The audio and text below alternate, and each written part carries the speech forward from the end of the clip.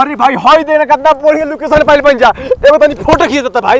अरे भाई चल ठीक बा खींच हो गइल। हां हो गइल एक भाई खींच चल हो गइल दोसर मार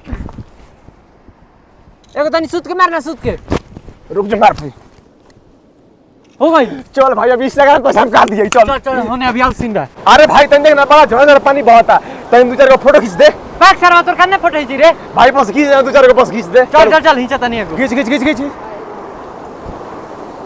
चल हो गइल ए एगो तनी वीडियो में चल चल चल बना देनी ओ बरसात का मौसम।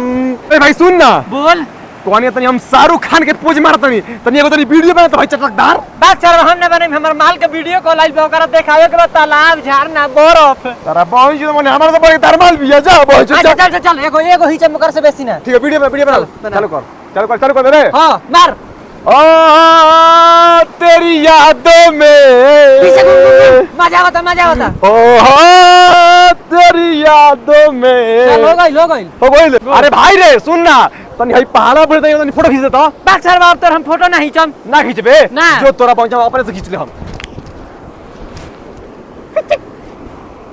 आहा